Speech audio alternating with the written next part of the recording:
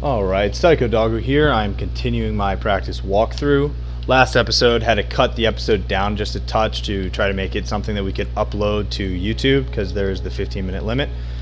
But we're going to go ahead and level up.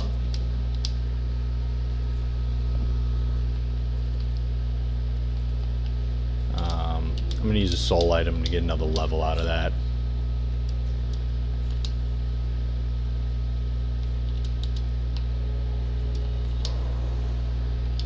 Okay.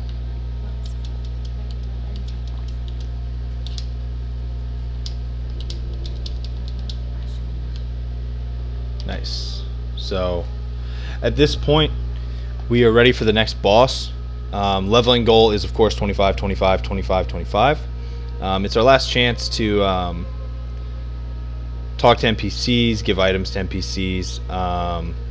And what I mean by that is, you know, we got that sorcery scroll in the last episode.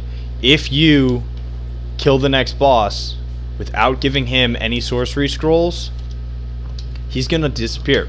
You'll never be able to get him back. Which can be devastating, especially if you want to go in a new game and respec your character to be a mage. You want to probably have all those spells on you so you don't have to play through the whole game a second time before you can start doing that. So give all your items to the NPCs. Make sure they don't leave.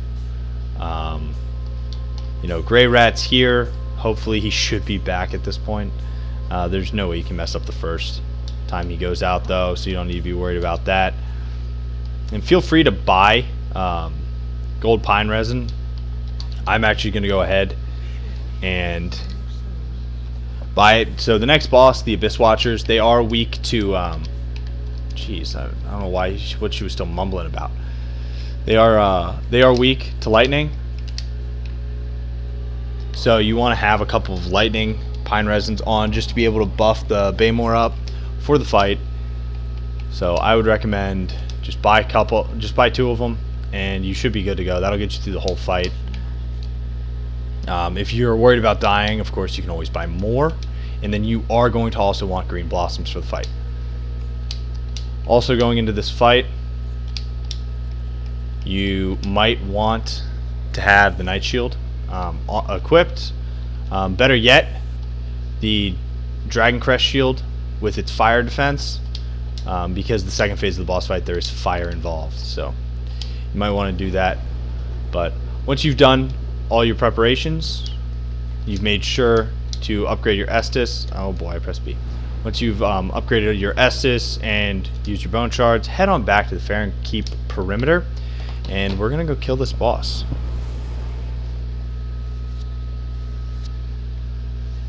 So clearing the area 2, the boss fight's pretty easy. The Dark Race that we saw last episode do it very, very well. You know, they kill most of the stuff for us, and then typically they walk away, so we don't even need to fight them.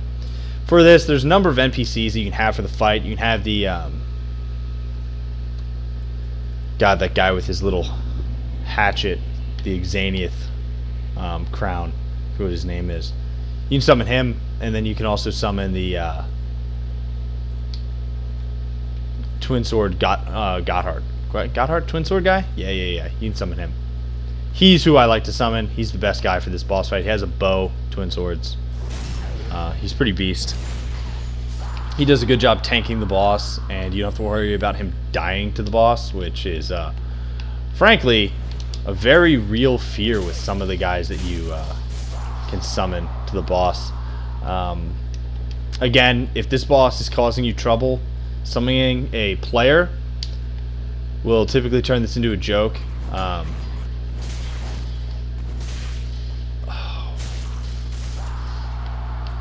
These bosses are backstabbable, which kind of just makes them a joke to most players. Not a joke, but it just makes it easier, and I would recommend, you know, my strategy for this is to run around and basically just run and backstab. Let the NPC take it on the chin for the boss, and yeah, just let the NPCs take it on the chin for you.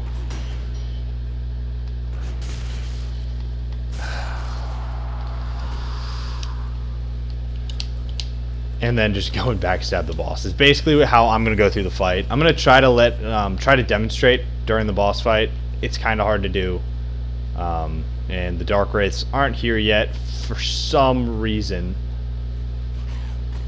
which means these guys are paying attention to me. But I should just be able to get away with just killing the two. So Blackhand Gotthard, he's going to give us a gesture as soon as he summons in. I would recommend coming and standing back here so that he is forced to walk this way as opposed to initiating a fight with a bunch of enemies. Come on, Blackhand Gotthard. And the by my sword gesture, boom, and then he should run over to us. Yes, good boy. Okay.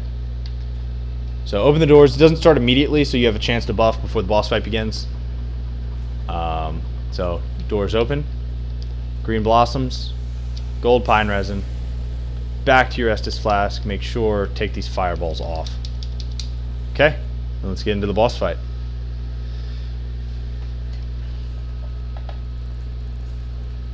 Yeah. So they are weak to lightning. Yeah, I mentioned that. So okay, we're good. Fight's not tough, as you can see. If you ever played Bloodborne, you can see in the artwork how very Bloodborne-like this is. God, the boss just looks so cool. Look at this. Look what he's about to do. I love the boss design of this guy so much. They did just a sensational job with it.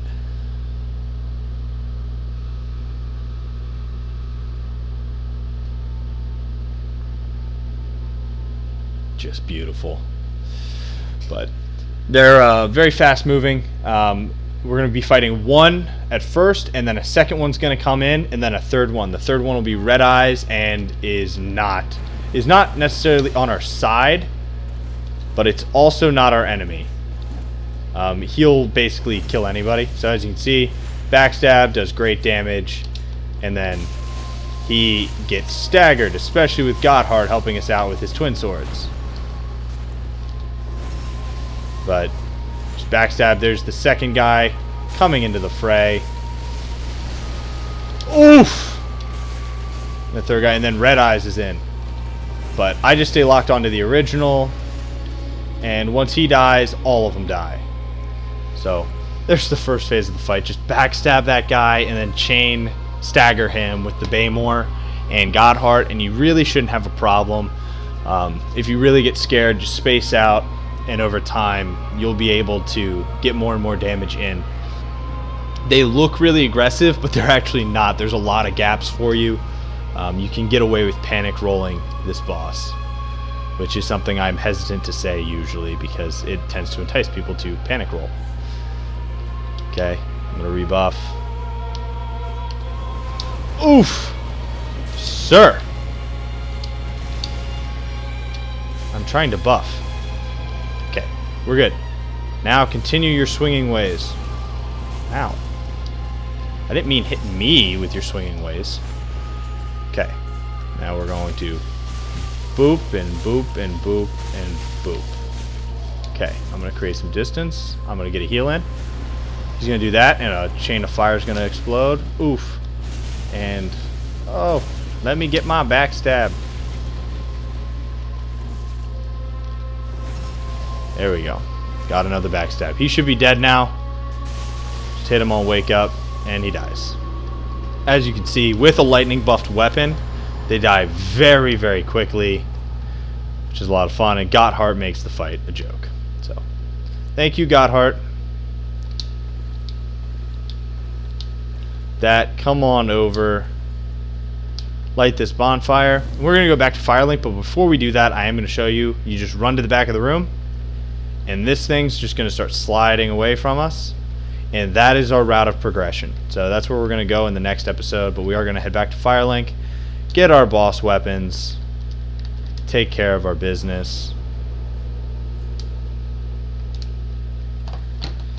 So at this point, what do we have to do? We have to level up, get our boss weapon, place the thing on, place their heads on the throne. Okay, we'll talk about that. Talk with our depressed friend, And yes, we do. We get our next boss weapon. Yeah, this is the boss weapon. The reason we have not been upgrading the Howl Slayer so that we can upgrade this boss weapon, just because it's more effective on a couple of the bosses that are coming up than anything else. So we are going to transpose. So you have two options. You have the Wolf Knight and the Farron Greatsword. Because of the build that we are doing, you want the Wolf Knight. Farron Greatsword's good. However, if you press LB, you go into this really cool animation that people like to use a lot, but if you ever use it on another player, just know you're going to get parried instantaneously. A lot of people use it. It's not a good idea, but it is free, does good damage, it's a fun weapon, but the Wolf Knight Greatsword, in my opinion, is more fun, and we're going to use that. Let's see, can I even demonstrate it right now? I don't think that I can. I can. Yeah, you do the cool flip, and if you take the stance and you use the light attack, do a double spin. But I mean, just neither are extremely practical, but I have definitely hit people with that front flip, and it's always epic just every time you do it.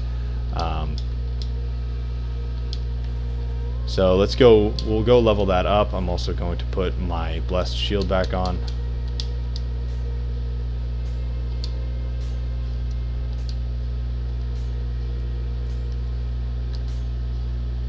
Little animation struggle there on the game. Still don't have any more large Titanite, but as you can see, they use the same thing to upgrade. But I'm going to go ahead, I'm going to upgrade the Wolf Knight Greatsword. Get that to +2. I don't have any. So I did burn through all my souls, so I can't even level up, which is devastating. As you can see, you need 24 strength before you can effectively wield that weapon. And because of that, I would recommend that if you really want to use it, just for you put your next 3 levels into strength. It won't affect anything much if you just really want to use it, but we won't need it for a boss pretty soon. But we are going to go ahead, head back to the Abyss Watchers, and in the next episode, we're going to take on the Karthus Ruins, which is a fun area filled with lots of skelly boys.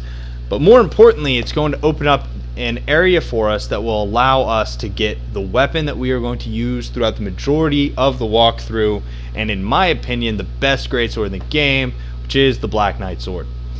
So that's coming up, and I think I'm just going to go ahead and end the episode here at this bonfire. So in the next episode, if you are following along with me, you will know that we're just taking it on from the Abyss Watchers bonfire. So yeah, we're gonna end the episode.